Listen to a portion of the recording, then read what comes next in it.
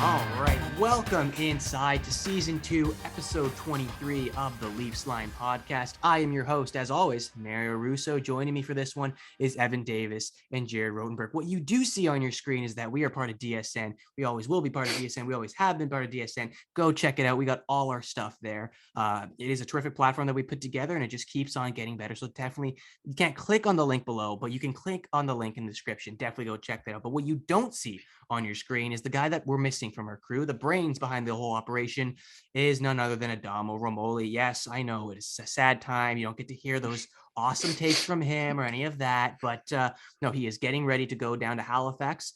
You probably know this already, but we all go to Ryerson here. You've probably seen it from the shirts we wear or what we talk about. We all go to Ryerson Sports Media, and he is the very fortunate one of us four to go to Halifax and follow the Ryerson Rams' historic season run that is extending into the playoffs. So good luck to our Ryerson Rams. Good luck to Adamo down there and enjoy the trip. All of the best from our Leafs Line crew. But we shall get into this big episode of the Leafs Line podcast. We'll start off with the Toronto Maple Leafs, a team we've been talking about forever. And it's that time of year again, fellas.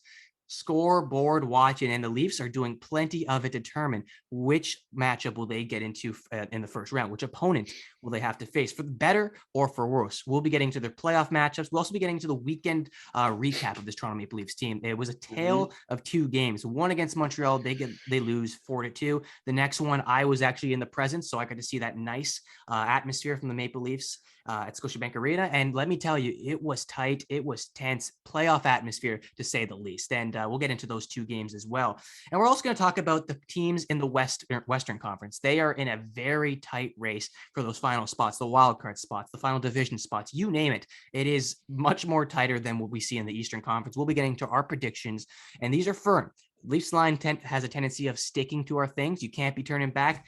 This episode's no different, guys. We are going to stick to whichever team we want and who's going to slot in. I think it's between Dallas, Vegas. I know Nashville is holding on a little bit. Winnipeg's been red hot, 7-3 on the last 10. And if you want to go out off the card here with the Vancouver Canucks, they've been a little wishy-washy as of late, but they got the points to show for it. They got it done over the last couple of months. Let's see if it pays off. We'll be getting to those teams and which one is going to be the lucky two teams to punch their ticket to the first round. Because as we know, anything can happen when you are in the postseason.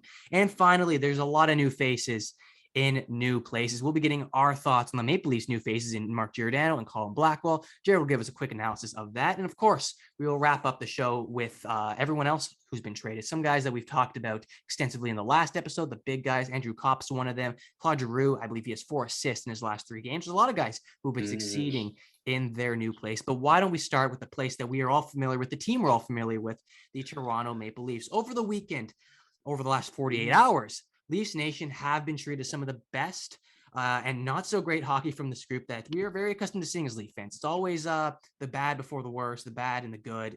It's very evident. We all know what this is about. But I'm a guy who likes to take the news as bad news first, good news first, or good news second, rather. I don't know about you guys. That's the way I follow it, and that's the way I'm going to follow it through on this episode. So the bad news first. The Leafs dropped Saturday night's contest, the rivalry contest in Montreal, to the Canadiens 4-2. If you looked at the box score, much like myself, I didn't get to watch the game personally, but I saw the highlights in depth, and I saw that the Toronto Maple Leafs outshot the team, Montreal Canadiens, 51-18. And Jake Allen, again, not a very uncommon thing against the Toronto Maple Leafs, standing on his head and standing tall between the pipes, and a tough night for Shalogren, which is likely, I'll turn it over to you guys in a little bit, but possibly could be his last start of the season for the Maple Leafs, barring any injuries. I know Campbell's on the mend. He should be back for, I think, Thursday's tilt at home against the Jets. And Mrazek, he's been stringing together a couple of nice games that we'll be talking about in a little bit. But the Leafs still dropped that game 4-2 to those rivals, and Sheldon Keefe throwing some shade to William Nylander's way following a tough back check that I guess he didn't get to. I saw it in the highlights. It was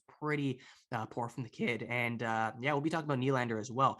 But I'm going to bring it up to the good news in the Toronto Maple Leafs weekend. It was the Toronto Maple Leafs facing off against a tough opponent in the Florida Panthers. Last night, complete script flip from the Toronto Maple Leafs. They come out flying, beating the Cats 5-2, the highly offensive Cats, and Mrazek possibly putting together his best performance of the season, steering aside all the big name players for the Florida Panthers. And John Tavares doing John Tavares things, small little moves in front, those gritty goals that we'd love to see from this group down the stretch, heading and preparing for the postseason. And a possible postseason matchup, well, we'll get our takes in just a little bit, but I want to ask you guys this. After seeing the highs and the lows from the Toronto Maple Leafs team, what stood out for you the most this weekend? Jared, I'm sure you watched it all. What can you say about these group?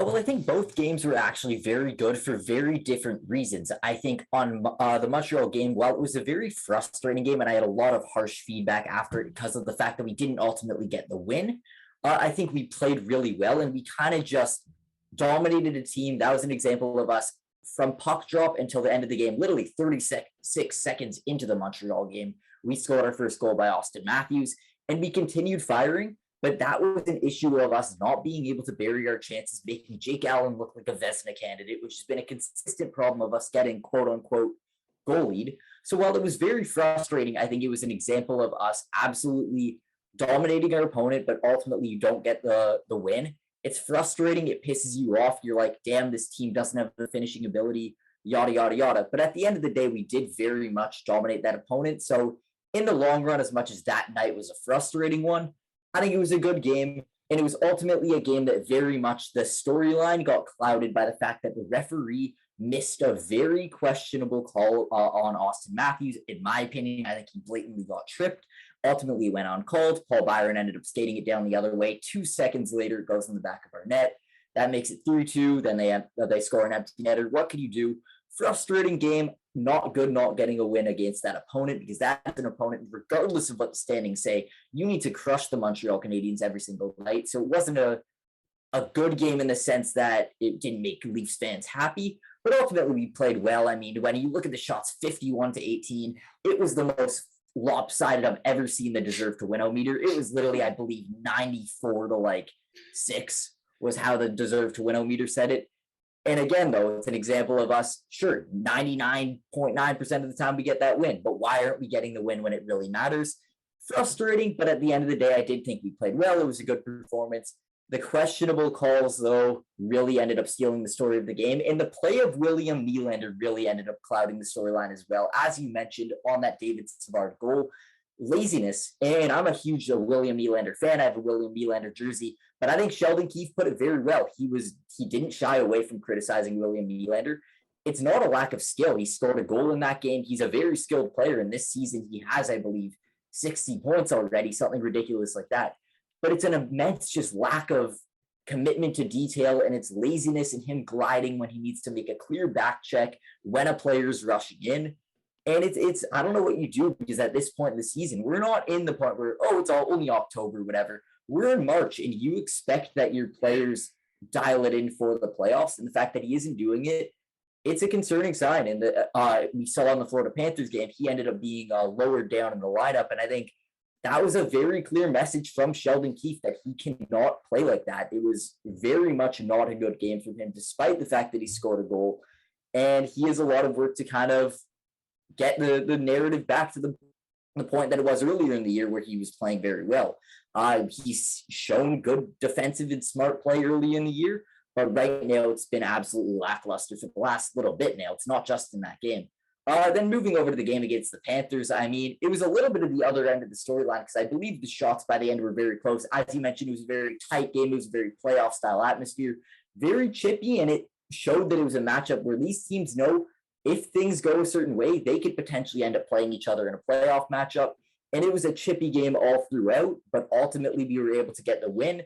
And it was great. I mean, I think we played better in the Montreal game, but ultimately you like us getting the win better. So I was happy about the fact that we got a win against an opponent we really need to stick it to. We actually, despite the fact that they're in our division, we haven't played the Panthers once this season. So in our first ever matchup against that opponent who everyone is calling this big time favorite to go far in the playoffs, we were able to stick it to them, and it was absolutely awesome to see.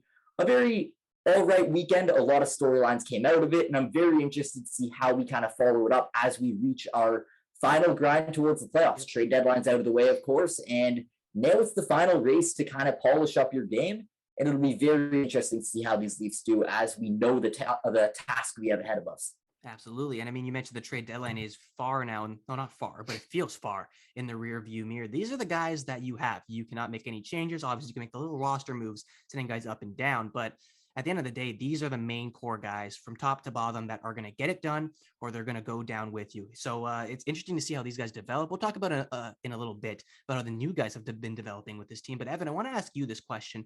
Are you at all really concerned? Like, where's the concern level with William Nylander? It's something that we see coming spurts where he's so on his game. There's nothing that can stop him. And then there's just a brick wall. And this is not a new thing at all. We've seen him struggle over the last couple of weeks, months, last year as well, where as the season goes on, I don't know if it's a fatigue thing, but he just gets tired and he doesn't finish his shifts. What did you make of his game over the weekend? Because it's starting to get a little concerning. Yeah, I mean, I remember last year too, there was a spurt where I think he didn't score in like 15 games, and then all of a sudden, like 2 games has 6 goals or whatever it is. Like, I don't know, but I'm like throwing out the hypothetical, but it just plays into the Leafs as a team. They don't have an identity, and neither does William Nylander really. Like, it's hard. Look, an 82 game regular season, it's hard, like you're constantly playing, and these are men, so they're going to be grueling nights, and it's tough in the NHL. Not everyone makes it, and William Nylander has just been inconsistent as can be throughout his entire career, I could say, because we've just seen a consistency of him being inconsistent. And in terms of last night, or I'm sorry, against Montreal, like, dude, you can't be that. It reminds me of Austin Matthews again in Montreal, ironically, as well, where Matthews was lazy on a back check, and I think Cole Caulfield scored. And it just plays to the fact that they're not as committed as you would like them to be. And I thought it was a power move by Sheldon Keefe to lower him in the lineup. And I don't think it was a more negative thing. I think it was like, you're good enough to be on this top 6, but you got to prove it. Like, you can't just, it's not a privilege. I'm sorry, it's not a right. It's a privilege to be on the top 6, especially in Toronto where you have all this star-studded talent. But I don't know. It's just, again, place of the identity, which the Leafs, they clearly don't have this season. Absolutely. And I mean, you look at the big name teams, and Florida was one of them. There was a lot of guys, and I was personally at the game. I saw all the forwards, those big name guys, the Giroux, who's new to the team, who has to make a good first impression with his group. Other guys who have been there for quite a while, like Huberdeau, Barkov, all those guys. And Barkov's known for his defensive prowess, so I'll give him that one. But even Huberdeau, he's always known, and especially this year, for being the big offensive dog. He's in Hart Trophy conversation. So you expect the offense from him, but he's getting it done. He's hustling his butt down. He's back checking, all that kind of stuff. He's getting it done. I don't know why the Leafs can't be the same. And this is something that is it's not foreign for the Maple Leafs. This is something that has always happened and constantly happened when the season gets to its pinnacle, and you need those points, you need those wins, and you need those back checks to save those goals, and they just never get it. So it's something to keep an eye on. Let's hope they nip it in the bud as soon as possible, because you're not going to be able to get away with those sort of plays against those big teams like the Panthers, like the Tampa Bay Lightning, and like the Boston Bruins, who, might I mention, are the next team up on the Maple Leafs agenda. They play them tomorrow night. I believe it's in Boston, if I'm not mistaken. No, it's environment. I believe it is. In Toronto. Is it in Toronto or Boston? I'm not sure off the top of my head. I could be so wrong. I will do a quick check, but for Leaf fans, they are hoping it's in Toronto. It's in Boston. It's in Boston. It is in Boston. That is something you don't want to really hear. No. There's poor history there. We don't have to bring it up, but what we do have to bring up is how strong this Bruins team really is. Over the last couple of months, we sort of buried them a little bit because we didn't think they were all that great. They were up and down, unhealthy lineups. There was a huge goaltending controversy with Tuukka Rask coming in and then retiring, and then just a whole fiasco with this group all season long. But when it matters, these last couple of months, they turned on the Jets in their last 17, 14-2-1. It is I don't think I've seen a streak from the Bruins that hard, but they continue to put it together. They continue to find ways to win. That's all you got to ask for their group. I'm sure their fans are happy. Leaf fans are pulling the collar a little bit. It's getting pretty hot because you don't know if you want to face those guys in the first round. But what do you guys see from the Boston Bruins in a sense? Like, you got Swayman and Allmark. Those are not all. Is it Allmark? Yeah, Swayman and Allmark. Yeah. I get love that tandem, man. The tandem is on full fire right now. The offense is blazing. Marchand is really leading that group, whether he's in the lineup for he's putting up points or he's suspended and sitting on the bench or in the press box. He's getting things done, and the defense is coming together. Lindholm is becoming a nice setback piece that they are using very well and to their advantage. they got a bunch of things going, and the depth, the big one for the Boston Bruins is finally coming up. Taylor Hall is a terrific player this season, something we didn't get to see from him last year and a couple years earlier. But what do you make of the Boston Bruins teams? It's a team to fear, and one of the biggest teams to fear in the Atlantic Division. I'll start with you, Evan. I'll make my way to Jared, and we'll talk about maybe a possible playoff matchup between these two teams. Yeah, I mean, the Bruins are, I would say, probably behind Tampa Bay, the scariest team, or maybe even Carolina too, probably one of the top three scariest teams heading into the playoffs. I mean, just the way Bruce Cassidy plays, the playoff experience on that team. I think adding Hampus Lindholm was a phenomenal addition to this team, especially on the power play, penalty kill, in your top four defensemen. You can argue that he got overpaid. I'll say he got overpaid a little bit AAV wise, but if you go far in the playoffs, the dollars really don't matter. It's the ring that does. And I think the Bruins have a great chance of winning the Stanley Cup. I'm in love with their identity because I know that they'll play a hard-nosed game, and they're very good at winning the 1-goal games, which I think is huge, is that they're able to buckle down on defense while also providing offense. And you mentioned Taylor Hall. I'm also looking at guys like Charlie Coyle, who's been huge. Jake DeBrusk asked for a trade, but I don't know if Boston now wants to accommodate, just given the fact how critical he's been as of late. Eric Halla, that second line with Pasternak, Halla, and Hall has been great, and even the first line. I mean, they have a phenomenal top six, and they're going to be scary because they can just beat you on every line, offensively, defensively, and goaltending, which I thought was suspect at first.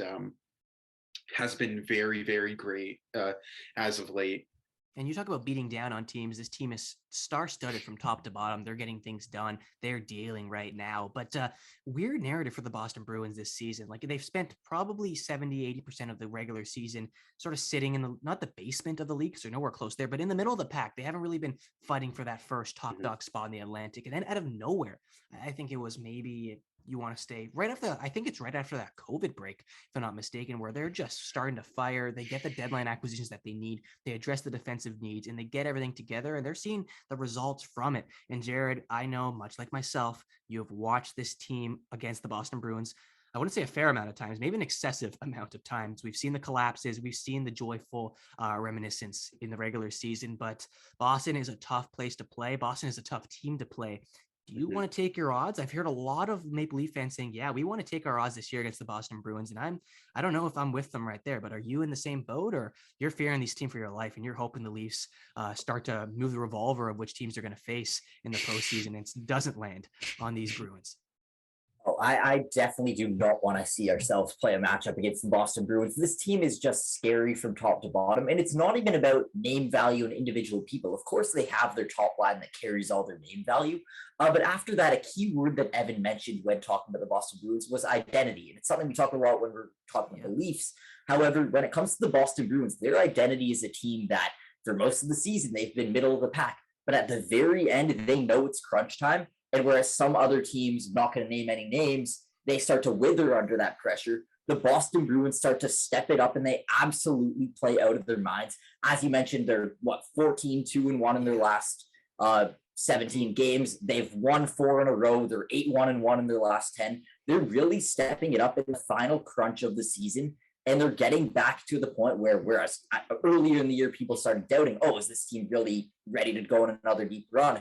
And they're really showing teams that, no, we have this identity that we're going to make your night miserable every single night. And they're here to stay. And it doesn't matter who they have on the top to bottom of their lineup. It reminds me a lot of the Pittsburgh Penguins, where it doesn't matter their actual players. It's just the system they play, where they're constantly a nightmare to play every single night. They're such a hardworking team that also makes your night miserable physically. And that's ultimately what you need in a deep playoff run and from a deep playoff team. And that is why, as a Leafs fan, I am running the complete opposite direction when I see the potential of us playing the Bruins again in a playoff series. I don't think it's impossible we beat them. I think on paper, looking at talent, I think the Leafs probably get the upper hand. But it's nothing to do with on paper. It's the actual identity and the style of play that gives every single advantage to the Boston Bruins. They're more physical than us. They've done it before. They've won playoff rounds. They've won Stanley Cups. They are just such a deep team overall, and they make, first of all, they have the Leafs number, but it seems right now the way they're playing, they have the entire league's number because they just know how to shut teams down physically and dominate. And their stars know how to perform, but their depth pieces are really stepping up as well. And looking at the roster, maybe on paper, one of the main issues I'd say is, I don't know if I love their bottom six, but their bottom six right now is stepping up big time and showing that in these crucial moments, they're really knowing how to play and stepping up in the way that you really want to see a team step up. And for that reason, I do not want to play these Boston Bruins. This is a scary team. This is a for real team. And they're starting to make me think that maybe they could end up being the team that makes the Eastern Conference Finals, maybe even over the Tampa Bay Lightning. This is a scary team overall. Absolutely is. And they went from pretenders in just about the openings of 2022 to absolute contenders. I do want to say one thing about this team in respect to the Toronto Maple Leafs that a lot of Leaf fans are hoping could come to fruition, could possibly see come to fruition. You get the round one matchup with the Bruins. We know that there is a dark history. We're very aware they have a dark history with the Bruins playing in Boston, getting things done against this team, closing out games, closing out series against this team. What happens if, and they got two curses, I guess you want to call it, in hand: first round curse and the Boston Bruins curse. What happens if they beat the Boston Bruins in a first round, hypothetical first round matchup? You're knocking two curses out of the window. How much momentum does that bring to your group? Jared, you've seen this team, the highs, the lows, the big time suffering in the playoffs. What do you think that's going to do? I'm sure that moves mountains, a huge mind block in the heads of the Maple Leafs. I think that's all erased, and this team turns into, man, you better fear the Maple Leafs. They know what they can do. They've just put to bed all the previous doubts, and now they're ready to hunt. They haven't been in that situation at all. But do you see that sort of changing anyone's momentum, anyone's view on the Toronto Maple Leafs and Boston Bruins match? Because if you can get it done, I mean, I think that's the most opportune opponent you want to go against. Maybe even Tampa because they're Cup winners. But do you see that side of the coin as well? And how much can you speak to that? I see it absolutely because, I mean, you're right. The momentum boost we get from beating the Boston Bruins is completely different than any other team. Of course, it would be slaying the quote-unquote dragon that is getting through a first-round matchup. But in general, everyone knows that the team we need to beat in order to make the storyline quote-unquote perfect is taking down the Boston Bruins on a route to do it. This is the example of the Boston Bruins to the Leafs are what the Pittsburgh Penguins were to the Washington Capitals. They ultimately were able to take down the Pittsburgh Penguins, and that helped them on the road to the Stanley Cup. So I absolutely agree with the mindset that if hypothetically we could take down the Boston Bruins, that would be a massive momentum boost, and that would be something that potentially instantly, if we could do that, would put the Leafs into contender conversation, because not only, as you mentioned, would it be us getting through a playoff round, it would be we took down a very deep and gritty and physical team, instantly silencing all the storyline about how the Leafs aren't tough enough and whatever you want to say. But it's a massive if. And for that reason, as much as I agree with the mindset, if hypothetically we could do it, and I don't doubt that we have the talent, I think we do have the talent to take down the Boston Bruins. And if we were to take them down, absolutely, instantly the Toronto Maple Leafs are a team you'd look at to go on a run. I mean, I highly doubt if you're taking down the Boston Bruins, I doubt that you're seeing the Leafs bow out early, getting swept the next round. I think that is something that would instantly go to your team's legs, and the hope is that they can ride that high all the way to bringing that silver thing back home to Canada. But it's a massive if, and I don't know if ideally going into a playoff matchup, when you're looking at style of play, the Boston Bruins are the furthest thing from our ideal matchup. They just play such a tough physical style that's the complete opposite of what the Toronto Maple Leafs thrive against. We've seen the teams we've struggled against in the playoffs, maybe teams that aren't as skilled as us, but it's teams like the Columbus Blue Jackets, Montreal Canadiens that play defensively, play strong, and know how to shut you down physically. And that makes the... Oh. Yo, Jared, you just cut out like immensely. We lost you, Jared. 1 second. Yo, that sounded like when you cut off the TV. That it does sound like when you cut off the TV. Sorry, can you guys hear me? Yeah, you're good. Yeah, we got you. Yeah, okay, apologies for that. That style of play absolutely makes the Toronto Maple Leafs crumble. And from a Leafs fan perspective, as much as I'm acknowledging the momentum boost we would get from taking down that opponent, it's not the opponent I want. And going back to something I actually sent to the Leafs line group chat, quoting the group chat a few weeks ago, I sent my playoff predictions I had written down back from a file from our 2019 playoffs, from 2020 playoffs, and 2021 playoffs, all of which I predicted the Leafs going on a deep run. And the common theme in those matchups were the fact that I had the Leafs, okay, we could beat the Boston Bruins. Then if we do that, we could hypothetically go on a deep run. That was my rationale for it. But this year, looking at it, as much as, yes, I acknowledge that if we take down that team, maybe we go on a deep run. I don't know if I could go into a playoff bracket and predict the Toronto Maple Leafs taking down the Boston Bruins. I just think they're such a nightmare opponent for our team. And it is the furthest thing from what I want to see us play in the playoffs. Florida, fine. That's an offensive-minded series.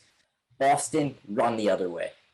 And I mean, I hear you. And a lot of Leaf fans are going to say with that as well, just because of the horrors that we've seen, not only at TD Garden when we're playing those guys and they got home advantage, but in respect to at home when they could have buried them on Easter Sunday. There's so many different situations that we've seen from the Maple Leafs and the Bruins where it just goes the complete other way. And every year you say, man, I just don't want to face these guys again. And then it always just comes back. All roads lead back to Toronto Maple Leafs and the Boston Bruins. Let's see if they do tonight, but this year. But let's move on to the teams that maybe you'd like to face, Jared and Evan as well. It's another day and another long, stead period of agonizing pain for Maple Leafs fans trying to see which teams they're going to play against. And it's a revolving door of which teams are going to come in every single game, every single day. It's just switching up. I think Carolina's up big on a team that they're facing right now. So it's probably going to change. They're up 5-1 on Washington. So you can call that one a route, put a bow on that, but you can't put a bow on these playoff matchups and how they're going to be projected. The cycle continues. It's been Carolina, like I mentioned, Florida, the Bruins, which we discussed thoroughly today. Bruins don't get a lot of light on the Leafs Line podcast, but I'm very glad, and I'm never glad about Bruins stuff. I hate it with all my heart, but I'm glad that we showed a little bit of life to this team because they deserve it. Let's give credit where credit is due. They got it done over this couple of months in crunch time nonetheless, and they stick to their style every single year, whether it's Claude Julien behind the bench, whether it's any other coach behind the bench, Bruce Cassidy, they're getting it done. But the Bruins could be a possible matchup. And today, Tampa Bay is the team that the Leafs have at their disposal. For the better or for the worse is the real question. And is there even an ideal matchup, an ideal first-round matchup with this team? I don't know if it's go out and beat this team, or it's just beat the guy who's in front of you. I'm going to ask you, Evan, is there an ideal matchup for the Toronto Maple Leafs, or is it just you got to play the cards you're dealt because that's what's getting to this point? I mean, I'm looking at this Eastern Conference, and I think this is like the scariest I've ever seen it, where I don't know if there's a team I would like to face. Ooh. You know, like you look at where Toronto's at, they'll either have to face Florida, Boston, Tampa. Like, dude, in the first round, that's just not it. That's not ideal. And then you look at the other division with Carolina, Pittsburgh, maybe the Rangers, but we've seen goalies steal a series, and Shesterkin has the capabilities to do so. I don't know what that. And, you know, they made depth moves that I wasn't really a fan of, and it looked terrible at first. The first game I watched, and it looked absolutely atrocious. But, you know, first game blunders maybe, but God, I can't. Maybe Washington, but then like I don't know. It's like, are you really going to want to go up against that? I mean, Washington is very experienced in the playoffs. They have heavy hitters at forward, and I would just be afraid for guys like, I know Bunting's aggressive, but he's small. Like him going up against Tom Wilson just isn't the most ideal situation. And even Ovechkin is a heavy hitter. He'll score 50 and then smoke you. Like it's just, it doesn't, I don't know. I mean, it's hard. I would say maybe Washington, but maybe New York, but I don't know. Like there's flaws with everything. And that's the thing with the playoffs, but usually there's like that one team that's like your easy target. But I mean, the Eastern Conference is just so deep right now that I'm excited as a fan to watch the playoffs. If I was a fan of one team in the East, I would not be a fan. I mean, it has a high potential of Eastern Conference fans, including Maple Leaf fans, if things go the way it's been going for quite a while, for them to be just neutral viewers, watch the playoffs for what it's worth. And I think that's the best way to look at it when you're looking hockey. The Eastern Conference is probably the best it's been in the last, I'd say, even decade, if you want to go that far, just because of how, I wouldn't say tight it is, but how dominant the teams are. 1 through 8, you're not going to be going up against a weak opponent. And that's the thing that I want to focus on here. It's, you look at how everyone's describing these playoff matchups, and I'll put myself in there as well. We're talking about these guys who they're going to face: Carolina, Florida, Boston, that first round, even Tampa. I think we're setting the bar, and a lot of Leafs Nation is, if they win one round. We're looking at the first round matchups right now. Who are they going to face? Who are they going to face? Oh, do we have to face them? Oh, really? Them? We're not looking at this other side of the coin where to be the best, you got to beat the best. So wherever that comes, you have to get through that wall, that hurdle, that mental hurdle for the Toronto Maple Leafs. I don't know, Jared, do you see us setting the bar way too small, or do you look at it the other way, like baby steps? We got to work our way up, and maybe once we get past that first round, then who knows what's happening? Because it's a tale of two seasons, or sorry, not two seasons, but a tale of two mindsets for Maple Leafs and Leafs Nation. Just because we've seen the postseason, and it's all that matters. This entire season from day one has been focused on what is going to happen in games 83, 84, 85, 86, 87, 88, so on and so forth. So what do you make of it? Is this bar too low, or we just got to see how it goes, and then maybe we can set our parameters accordingly? It's a very interesting question because I think you could very much look at it both ways. And as you mentioned, it's very two different mindsets. As a fan, I'm currently looking at these opponents we're going to have to play, and I'm terrified. And I think this very much has the makings of, I don't know if you could call the Leafs the favorite in any matchup right now, except against those teams that are like the Capitals and the Rangers, who are third place in the Metropolitan Division and in a wild card spot. So realistically, is that going to be the Leafs' opponents? Most likely not. But in general, I mean, as much as I'm terrified of these opponents, I do also agree with your other point where we have the talent to take out any of these teams. And if hypothetically every single player steps it up when they have to, we have more than enough talent to take one of these guys down. And the momentum boost from, of course, we talk about the momentum boost we get from beating the Bruins, but the momentum boost we'd get from beating any of these teams would be massive. And obviously there's a route there, and any single team in the Eastern Conference playoffs right now could hypothetically be the team that comes out of it. I mean, there's no team you could truly write off. The Toronto Maple Leafs are included in that, where you can't exactly write them off because they have enough talent that if they step it up and start playing a playoff style game, then they can beat any opponent that they're faced up against. But right now, we have to make predictions about realistically what's going to happen. And the way this regular season's going, it is really hard to pick the Leafs against a lot of these teams. I mean, I've been saying a lot that I like the matchup against the Panthers just because, it's a high-scoring team against a high-scoring team. That isn't really something the Leafs have had to face up against in our current core. So maybe that could go our way. However, you're looking at the Lightning, the Bruins, even as of a few days ago, because we fell into a wild card spot, we were set to play the Carolina Hurricanes as of a few days ago. And that's my current pick to win the Stanley Cup. So that is a nightmare opponent for the Toronto Maple Leafs. And I don't see a way that we take out a defensive opponent like that with Leafs legend Freddie Anderson over there absolutely tearing it up in net. So it's going to be a tough route no matter what we do. But at the same time, I agree with your mindset where it's like, we can't shop and pick out our favorite playoff matchup. That isn't how it works. No matter what, we're going to have to go through a good team. And I'm tired of looking for the easy route. You know what? I believe the Leafs are capable. It's not my prediction because I just think the other teams are better. But if we step it up at the right time and everyone plays their game, there's no reason to really doubt the Toronto Maple Leafs because at their best, I think they could beat any single team in this division, and they may end up being the team that comes out of it.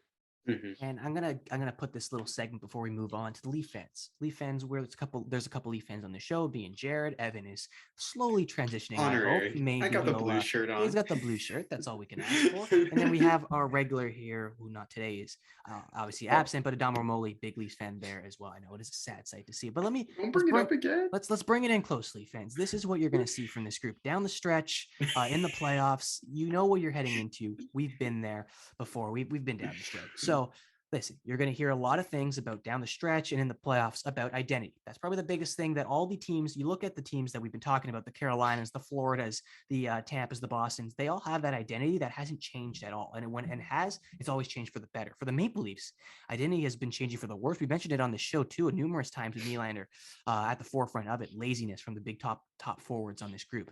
You're going to hear a lot of things about identity of this team in the playoffs, identity of this team down the stretch, and if they can get it done against the big time opponents. You're going to see this team likely get it done against, I'd say, majority of the opponents. They are a great regular season team, as we've been accustomed to seeing over the last couple of years. This year is no different, and I can see these guys taking it to the Florida Panthers, those Tampas. They have a hard schedule ahead. You can bet the Leafs are going to win a bunch of those games, but it's all about what they do in game 82 plus. So Leaf fans, I want to know, and let it go in the comments below, or in the Instagram rules where we've been posting recently. what do you expect from this team? How are you feeling heading into the playoffs? It's that time of year. Mhm. We're always scoreboard watching. We're getting those playoff matchup alerts on our phone. Oh, Leafs are scheduled to play this team or this team. The playoffs started today. The Leafs will be facing this group. How are you feeling going into the series? Do you embrace, and Jared, I know you've been one to embrace the underdog situation with the team. You'd rather see this over them being like last year, a big favorite, and then the whole letdown. Maybe is that for emotional purposes for some Leaf fans where maybe go in with some low expectations and not get hurt as much. I know that's my expectation going to relationships, but we go in with no expectation and see where the road takes us. But Leaf fans, I really want to know what you guys are thinking. We've made it pretty clear our mindsets heading in. We know that it's an important stretch down the road for this group, an important playoffs. And I don't want to say we're leaving this conversation till the end of the playoffs, but what happens after that, whether it's a short one, whether it's a long one, we'll begin our takes on that much down the road. And hopefully it's very longer down the road. But what we have very closely down the road, and we're going to talk about just now, is the regular season playoffs. Yeah, that's a thing. And it's a big thing for some of these Western Conference teams that are fighting for their life, fighting tooth and nail to get those final spots in the West Division. The top 8 teams in the East, they've pretty much solidified themselves like months ago. And it's just an element and a consequence of the big talented gap, this disparity between the best teams and the worst team. It's a natural occurrence in the NHL. You see it maybe 3-4 times every decade. But the West, what you saw with the other teams, those California teams ruling the roost in the early 2010s, you're seeing a lot of those teams that weren't even there, those Stars, those Vegas Golden Knights, who obviously weren't there for obvious purposes, but you're seeing those teams fight for their life to get those final 2 spots. And I'm going to bring the numbers to you right now. Before I hopped on the show, I checked it out, and these are all accurate. The Stars and Jets are really hot on the Golden Knights' tail. Your Golden Knights, Evan Davis, which I'll get you to talk about. Don't put me on. I will. You credit yourself with that kidding, identity. You're sticking to it. I'm kidding. But the Jets, they're sitting 10th place. This is an interesting team to look out for down the stretch. They're 7-3-0 in their last 10. They're relatively healthy. I know they've had their injury problems, coaching problems, but they're starting to pull it all together. Hellebuck's pulling his weight. Everything's starting to come together for that club. And you got the Stars. They are just a point behind the Vegas Golden Knights, but 4 games in hand. They got room to work with, and I think they're going to try to use it to their advantage as much as possible. That team, they've been to the playoffs. They've been doing the whole show and dance. They went to the conference finals and tangoed, unfortunately, an exit to the Tampa Bay Lightning in the Stanley Cup finals. But this team knows how to get it done in the playoffs, and they know how to get it done certainly down the stretch, especially led from a veteran group. It is important to note those games in hand. It's important to note that these teams are fighting for their lives, but it's important to understand where you guys lay. And I said at the beginning of the show, off the top, you guys are sticking to the word here. You have to pick one team, maybe even 2, that are gonna actually, no, not even 2. We're going 1. We're going 1 team that you guys think is going to sneak into the postseason and knock out either the Vegas Golden Knights if they're in that position, maybe the Nashville Predators. I know they're a little bit further up there, but you know how the season goes, they could possibly drop. But which one team do you see chasing on the outside looking in right now that is going to set their name to the postseason, punch their ticket to the playoffs? And you know, as the old saying goes, especially with these Western Conference teams that are gritty, hard to play against, it doesn't matter. If you get in, you have a chance. And it's very true and reminiscent with these groups. Jared, I'll start with you just because you're I remember you writing a couple articles about the team shaping up on DSN.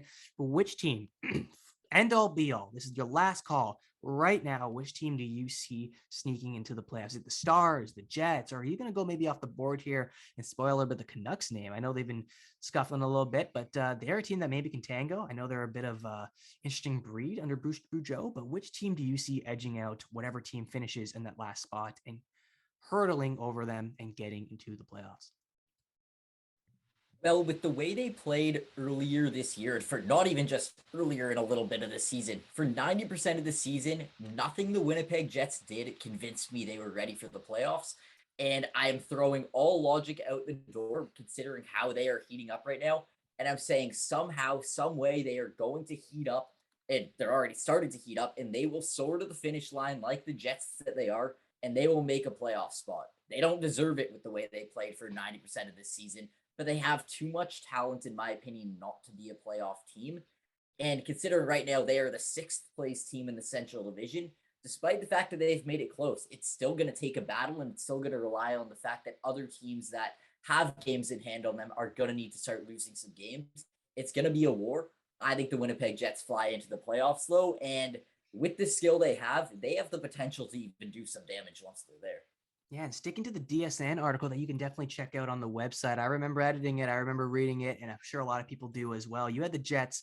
A lot of people had the Jets from the beginning of the year, especially me and Adamo too. I know he's not on the show, but this guy, man, he praised them really, really largely in our preseason rankings. He had them winning the Cup, and it didn't go as planned all season long. But as of right now, it's looking a little bit better. They're 7-3, 7-3-0 in the last 10. They have their guys healthy. The offense is firing in all cylinders. They always had the depth. They've always had the defense. The team was a perfect team on paper, and now it's showing in the results and in the win column, especially the most important part of the year. But you got Jets. Evan, do you go a little bit different and take another team, or are you going to stick with maybe your hometown Vegas Golden Knights, the guys that you've been rooting with all season long? I know they're literally hanging on by a thread, both on the point sense and on the player sense. But which team do you see cracking the playoffs right now?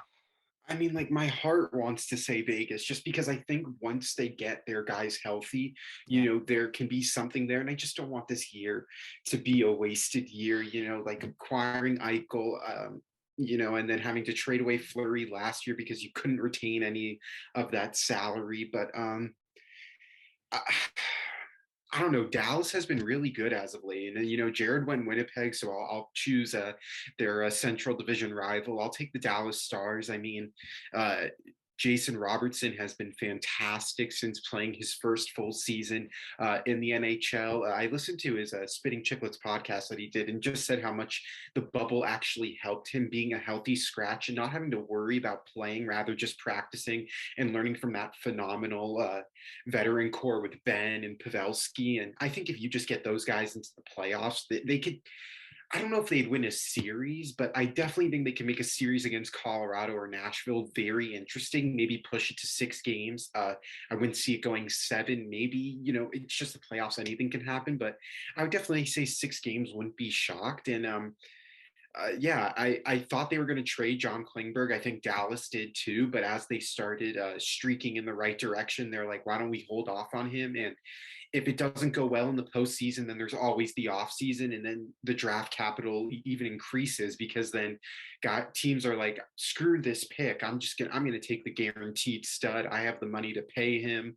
Let's roll with it. But no, I think Dallas, that atmosphere is great too for hockey. You'd be shocked, but no, I definitely think they could do something there. Yeah, and I mean, Dallas has been there before. You want to add anything, Jared? Yeah, well, I just wanted to add, I mean, I don't think on this podcast I've praised or I've pumped my tires maybe too much, but today I'm going to do a little bit of tire pumping because back to that DSN article, basically how I set up the Dallas Stars segment and the Winnipeg Jets segment, which in my opinion, it's between them. They're going to get the final spot in a wild card in the Western Conference. Mm-hmm. I basically set it up where it was the Jets. I titled it Soaring to the Finish Line. They don't deserve it, but they're going to make it. With Dallas, I titled it Heat Up, then Supernova, which if you don't know, if you're not a science guy, that is the definition for a star exploding. And right now, I mean, channeling my inner Nostradamus, everything's coming to fruition right now. Both teams have started their heat up. Only one team, I think, will make it. And I'm still going strong. I think the Stars eventually, they're going to continue their heat up. They have their games in hand. They're going to heat up. But at the very end, something tells me, I don't know what's going to go wrong, but I'm getting a little bit of a spidey tingle. Something is going to happen with those Dallas Stars. They're heating up right now, but the supernova's coming, the explosion's coming, and I think they're finding themselves on the outside looking in. My prediction, at least. I think they, 2 years ago, or maybe 3 years ago, missed the playoffs by like a hair. That was just last year. Last year it was. I remember they missed the playoffs by bare a point or something. It's just crazy, and I love that stuff. I mean, obviously they hate it. I love when it's down to the wire and it's awesome. That's no load management BS like in the NBA. Yeah, and I mean, for all those that follow Jared on TikTok, I just love to know your crystal ball that you're looking for. You got the Jets one hitting. We saw on your TikTok the Arkansas sort of thing rooming with the March Madness. I know they didn't get it done, but you went further than a lot of people did in their bracket. So credit to you. And I just love to take a peek in that crystal ball to see what lies for the guys behind us. Saves maybe a little bit of time on the podcast, but maybe a little bit of pain as well. We don't know how it is going to be, but no, that is, the Dallas Stars, they are a team that is you mentioned pushing to the brink, Evan, of a series. This team is probably one of the definitions. I'd even throw Nashville in that conversation as well. This is a tough team, a veteran-led team. This is a team that down the stretch, they've been it before. They've been there when they went to the Stanley Cup Finals, if I'm not mistaken. They just squeaked into the playoffs, and Yeah. lo and behold, a magical playoff run ensues. Took the Avs to Game 7 overtime. Exactly. No, exactly. And it's just a matter of those moments in the last games where it's all comes down to those one moments where if you get it right, if you time everything perfectly, that's the beauty of sports right there. And maybe the Dallas Stars can go put another ingredient in that mixing pot. That is the great thing about sports. Let's see if it goes down. Evan, you mentioned going down to the wire. I love to see it as well. I think everyone in sports and in the hockey world loves to see it. But we want to go talk about some other guys who are going to try and help out some teams that are not just fighting to go down the wire and maybe sneak their way into the playoffs, but also some guys who are on the dominant teams, already Sherlock contenders, and are getting ready to brace themselves. Reload. Reload's a perfect word for it. Reload themselves for a Stanley Cup run. We got a couple names here, and I'll list them off, but you guys feel free to tell me which ones do you think have had the best impact on their new team. And I know it's early. I think it's a week today that we saw the trade deadline. Already. Jesus. And I mean, already these guys have been making some immediate impacts I'm about to mention. Now, I'll go to the Leafs ones in just a second because I want to shine a light on those Toronto Maple Leaf fans, but I'm going to get to the guys who have made some familiar changes in the league. Andrew Copp, was I the guy and the only guy here that picked him up right after he got traded to the Rangers? Maybe. I picked him up and I'm really reaping the awards from it. And so he's had Rangers. Like 4 points. Right? 5 points. That is 5 in 3 games, fitting very nicely in the Rangers top 6. I think he played in the absence of Panarin for a little bit on that first line. It was pretty interesting, but hey, he got it done. That's only a bonus for the New York Rangers, only a bonus for my maybe predictions that have the Rangers going far. I don't know. Maybe Copp can be the saving grace. Could be a Game 7 hero. We do not know, but it certainly helps for the New York Rangers. And then another team in the Eastern Conference, Claude Giroux, he made his way to Florida. We broke the news. I won't take credit for breaking the news, but we were somewhat little insiders here. We were reacting to it as it happened, but not even officially because, we wouldn't be that firm with it. But he has 4 assists in 3 games with the Cats. Any other players that I know I only mentioned 2, not a very long list to choose from, but they're the guys that have been having the biggest impact as of late. And guys who were traded for a brief second and had a return. Getting Dadonov, man, the daddy, he is getting it done. Who's your daddy? Yeah, he is proving guys wrong. He is questioning the Vegas Golden Knights management. But guys, I want to ask you guys this. We'll get to the Leafs stuff in just a second, but in the league in general, which players have made the biggest impact for their new teams? I mentioned some small ones, but do you guys have any other ones to your own, or are you going to maybe go off this list? Jared, I'll start with Jared. Then I'll move my way to Evan. And then for sure. We'll work away from there. But Jared, who do you have making the biggest impact so far? It's only been a week, but some guys have been making a pretty good impression as of late. Well, I want to try to throw in a name that's maybe off the board a little bit, but ultimately I don't have one off the top of my head. I really want one, but it's all good. I don't have one. I think I'm going to go with just Claude Giroux. The fact that he is absolutely, he's doing what he came in there to do. Even though he knew he was coming into this new organization, he isn't the go-to guy to be a goal scorer. But what's he doing to make up for it? He's absolutely sending passes like no one else to those guys on his team. He has, I believe, 4 assists in the few games he's played with them already. And he's just playing really well. And he's maybe I wouldn't call him a superstar, but maybe the tier below that. He's a very good all-star player in this league. And adding him to that already very talented Florida Panthers squad, they knew what they were getting in Claude Giroux, and so far it's paid off for them. They paid I was going to say they paid a lot, but not even. They paid. I thought it was fair. Yeah, they paid like a reasonable amount. They sent over a prospect, first round draft pick. And then they got back an unbelievable player, and he hopefully will help them on a playoff run. But right now in the regular season, he's absolutely helping them and doing what he came in to do. And what I found was very interesting in the game that the Leafs played against them was he isn't even on their first power play, or at least he wasn't in the game we played against them. So the fact that that team is so stacked that getting Claude Giroux, he doesn't even crack their first power play, that tells you everything you need to know about the Florida Panthers. I'm not high on them come playoff time, but I'm not disrespecting them because they are a very good team, and I very easily could be proven wrong on that prediction because they have all the talent. Adding Claude Giroux in was absolutely amazing, and he could be a difference maker for them finally finding playoff success that they haven't found since 1996. Yeah, and I mean, he's been a difference maker. So all the signs are pointing towards what you just said. But I was at the game and it was really weird seeing Claude Giroux in some different jerseys. I always have him in my mind engraved there with the ugly yellow of the Flyers jerseys. But no, nonetheless, he's the Florida Panther and he's helping them get the job done and could possibly be pulling some more weight in the postseason. Evan, do you have a guy on this list? Is he going to follow maybe Andrew Copp? I know he's the only one left. Or who do you got making some No, headlines here? I'm going with Who's Your Daddy. I'm going Who's Evgeny your daddy? Dadonov here. Not even traded. I love it. Yeah, not even traded, but I think it was exactly what he needed. He was a dash for in that game versus Winnipeg. I think that was like the game right before they were considering trading him to Anaheim. And since then, 3 of his last 4 games, multi-point performances, has a point in each of his 4 games since being traded back to Vegas. And I think the thing that honestly really helped him the most was the fact that the fans like still embraced him.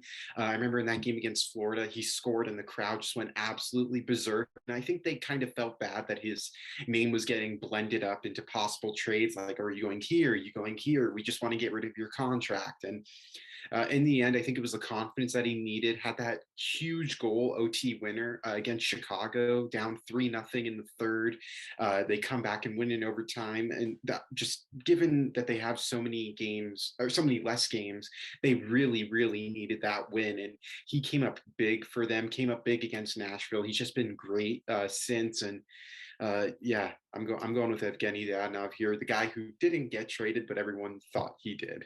Yeah, absolutely. And he's been very successful in closing out games for the Vegas Golden Knights, got the kick in the pants that some players need. I know a lot of guys growing up and watching players playing with other players in regards to baseball, but it's really equivalent and equal in all sports. Some guys react to different sorts of criticism. Some guys need a hard kick in the pants and saying, all right, you're not getting this done. You got to get punished, maybe a healthy scratch, something like that. And then you start getting it going. Other guys, you just got to say it to them and they get it done. But Dadonov has just proven that he's the former, and it's all you can ask for the Vegas Golden Knights. That's all you want to see is success, and you could possibly play a massive role. He already is now in getting them to the postseason, and that's it's a big thing for the Vegas Golden Knights. But a big thing that we have to talk about here before we end off the show is the play of Mark Giordano and Colin Blackwell. I believe it's Colin. Yeah, Colin Blackwell. Okay, awesome. So those two players, they are new Leafs. I haven't been able to watch all the games, so I couldn't see them in depth. Again, I was covering the Ryerson game on the Wednesday, on the Saturday. They have been successful, so hey, I got to go cover them. But I got to see him a little bit last night, and buried in the fourth line with Colin Blackwell. I haven't seen too much from him. I know he's a pretty good penalty kill. I didn't really see him too much on the penalty kill, but I don't know. Mark Giordano, he's been coming as advertised, boring, big. Just you don't notice him on the ice. I was at the game. I didn't notice him on the ice, despite his huge bald head. I did not notice him at all. And I think it's just a perfect thing for Leaf fans. But Jared, I'll turn it over to you. What do you make of these two players? What do you like about them? Do they complement each other in a certain way? Is there some chemistry that they carried over from Seattle that's kind of blending into the Toronto Maple Leafs? What do you make of these two guys, and how big of an impact do you see them making down the stretch? Well, because it's a forward and a defenseman, I don't know if there's exactly any chemistry you could really see in their game. But in general, I've kind of liked both of them. I mean, neither of them have recorded a point, but we also didn't get them to be big point getters. We have our guys who fill those roles. Giordano, for example, is a very big defensive defenseman who also has some capability to play as an aggressive guy. I found in the New Jersey game, especially, he really stepped up defensively at times. Aggressively at times, and actually stepped into the rush a little bit. But in general, I think both of them kind of came as advertised. When it comes to Blackwell, he's a fourth line guy who just he's small, but he throws hits like it's nobody's business. And I like that. He reminds me a little bit of Bunting, who as well is a small guy, but he's fearless and he just throws his body at anyone that moves. And I love the addition of a player like that before the playoffs, just to add to hopefully changing our identity and making us a harder team to play. So I think as much as he hasn't recorded a point, he's kind of been buried on the fourth line, so I can't blame him for that.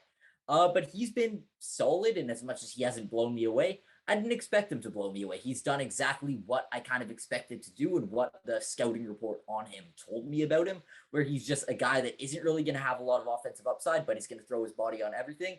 And I like the addition of a guy like that. Giordano, the one complaint I have is, again, Keefe isn't really giving him an opportunity higher up in our defensive core. I think I kind of understand a little bit the mindset of putting this veteran defenseman with a rookie defenseman to hopefully get that rookie going and teach him a thing or two. But ultimately, you got Giordano to be an impactful player, and I don't think the answer is burying him on the third pair of defense. So I would like to see that change. Hopefully, him playing with TJ Brody is what ideally I'd like to see, just to hopefully rekindle that. Hopefully, rekindling that Calgary connection. But in general, I think both have been physical. Both have been maybe boring, but boring in a good way. Whereas I didn't expect any of them to come in for their flash and offensive upside. I wanted them to be physical, strong defensively, and just good hockey players that make us tougher to play. And I think both of them have actually done a solid job of that. Yeah, and look at some of the top teams in the league in general. Boring is what wins you hockey games in this day and age. And those guys are as advertised boring players, but for a great reason. I think you speak for all the Leafs Nation. And also in the sense that why can't we see these guys maybe move up in the lineup? Not permanent, but maybe an experiment. Like I'd love to see Blackwell, see how he complements his physical presence with maybe a guy like John Tavares, with a guy like Nylander. That's what I was thinking. Yeah. I think the second line has really struggled. That is maybe an addition Could where be a spark yes, plug. he isn't going to bring them offensive upside, but you have Nylander and Tavares together that'll bring that line the offense, and then they have another guy in there who will just be physical, crash the net, and hopefully get in some gross tip-in goals that whatever will just make their night miserable. Sorry, he'll make opponents' nights miserable. He'll constantly be crashing the net, but also he'll kind of protect them out there, where he'll literally, you touch my captain John Tavares, I'm coming in to beat the shit out of you, even though he's only like 5'8". So I like the addition of a guy like that, and I do agree. I not necessarily complaining with Keith because I haven't seen any major flaws with the lineup decisions he's made. I mean, we've played solid since getting these players, but I would like to see in this little stretch before we get to the playoffs, I want him to experiment and give these players a valid opportunity moving higher up in the lineup, because potentially if we could find a big fit of Giordano and TJ Brody play amazing together, or Blackwell really complements the likes of John Tavares and William Nylander. That's really valid and valuable information to have heading into a playoff series where at times Keith is going to need to adjust things if things aren't working and things are being shut down. And I really would like in this last stretch before the playoffs, I want him to be a lot more creative and experiment. And I really hope he does that because I like what I'm seeing with these guys. And I think it would be a waste and it would be a shame if we didn't really test the true potential of what they could do in different roles. You want to speak anything to this, Evan, before we wrap it up? Or Hey, I mean, I want Giordano and Brody in the playoffs on a defensive pairing together. You know, maybe revisit the Riley Hall situation. I mean, I didn't really care for it, but playoff hockey slows down a bit, so maybe that could be their advantage. But even Riley, Liljegren, move Hall to your third line. And I mean, now that the fact that the Leafs have Jake Muzzin as a possible third line defenseman, you know, it's great for him just to ease back into play, but it just speaks to the depth that they have defensively. Now it's a matter if they can actually play defense and not leave wingers and centers wide open in the slot and then wonder why Peter Mrazek is so terrible. Like they just need, once they can finally play what they're paid to do, I think it could be great. And I'm excited. But yeah, rekindle Giordano, Brody, the bromance. yeah, for sure. And you want to add I just one more want thing? that. What I wanted to say to that is the one name you didn't mention that I think would very much complement the play of Morgan Riley, Ilya Lyubushkin. I think that is the perfect guy to add to that defensive. Holy crap! I forgot about Lyubushkin. Yeah, like I think that would be perfect because it's just such two very different players, but that is, in my opinion, is how you should make an ideal defensive pairing. Where for the longest time we saw Morgan Riley playing with TJ Brody because they're two opposite ends of the spectrum, where it's a very offensive, flashy guy, but you need to counter that in case Morgan Riley makes a mistake with a very solid defensive defenseman. And I think as much as I'd like to see Brody play with Giordano, replace him with Lyubushkin, and I think that potentially could thrive. Lyubushkin's a very physical guy. We've mentioned it countlessly, but this is the biggest thing that I notice in Lyubushkin's game since coming over to the Leafs. He's the only guy actually capable of moving people away from our net and stepping up physically. And I love the addition of him, and I think he can very much complement Morgan Riley. We've seen it for the last few games they have played together. I've liked what I saw, and I think continue that. Like moving forward towards the playoffs, if everyone's healthy, I think ideally you have Riley, Lyubushkin, Brody, Giordano, and then some combination of the other guys where maybe you do try out if you really get confidence in Sandin and, let's say, Sandin and Hall playing together. Or if Muzzin does get healthy, you slot in Muzzin in there. Like, there's a lot you could do because now we actually, whereas very different than what we saw a few years ago. We have almost too many defensemen at this point. Yeah, It's a great problem to it's have. actually crazy how much they have. Yeah, but I'm not complaining compared to what we had a few years ago. It's a great problem to have where we have too many Yeah, and we have to decide which ones are going to make the lineup. So I really am curious. That's the issue. That's the issue. I think Sheldon Keefe, honestly, the worst thing he does is the too many line combinations on defense. It shouldn't be that every game in the playoffs. I noticed like against Montreal, I think he was experimenting way too much in the playoffs. So sometimes it could be a problem depending on the coach. And I think it has been with Sheldon Keefe because I just too many different lines. Fair come playoff time. I'm with you. Like in the playoffs, you should know what you have and know what course. I don't care about the regular season in terms of that. I'm saying playoff time. Like he was like putting Hall with like Riley, and then the next game Hall with Muzzin, and then back to Riley. It's like, bro, like you got to figure that out before the playoffs start.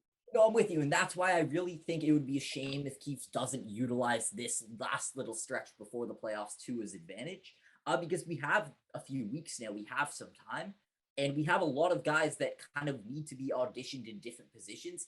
It would be a huge mistake on Sheldon Keefe if he didn't utilize this time well to do that, because I agree with you. Come playoff time, you should know what pairings you have. And yeah, it would be a huge mistake if he didn't utilize this time well. Yeah. Yeah, but I mean, you guys mentioned how you utilizing the players. That's been the big theme with these guys. I know they've been doing relatively well considering they haven't done anything wrong. I think Leaf fans are looking at it a little bit more that way, but just a matter of how they're going to utilize them. Keefe is the guy who's going to have to put these guys in the driver's seat. Let's see how they do that. Maybe it lies within the magic number, the big number that all Leaf fans are now trying to look towards. If you guys do not know, what's the playoff number when they clinch, and when after they clinch, maybe you see some a bit more experiment. I don't know, just because the games, well, obviously don't matter for playoff purposes, but maybe in positioning, you might want to try different other guys. But the pressure is a little bit more off considering, yeah, it happens every year. You see a lot of guys in and out of the lineup, but most definitely you can see it happening down the stretch late in the season. And maybe you can see Sheldon Keefe moving some guys around like that. But we talk about magic numbers. We've reached about our magic number within the just about a 1 hour mark. That's a pretty big milestone for Leafs line. I don't know, maybe Adamo's the anchor weighing us down. Oh, don't want to point any fingers, but the elephant in the room is the elephant that's not even in the room. He's not even in the room. But no, that I think that puts Dom, if you're watching this, you all know we love you very much in a Leafs line way. The divorce papers are coming tomorrow in Halifax. That too. We'll send it to your new address. But I think we'll put a bow on season 2, episode 23 of the Leafs Line podcast. 3 guys and a team that has been full of heartbreak for some big, long periods of time. We'll be talking about them extensively in the upcoming weeks, but this week was a great talk to have about them just because we saw what the Maple Leafs are actually made out of. Big win on Sunday, typical Leafs performance on a Saturday night in Montreal, who they haven't had their number all season long. But hey, that's Maple Leaf Hockey. That's Leafs Line podcast for you. Thank you guys for all joining. Again, I am Mary Russo, Evan Davis, Jared Rotenberg,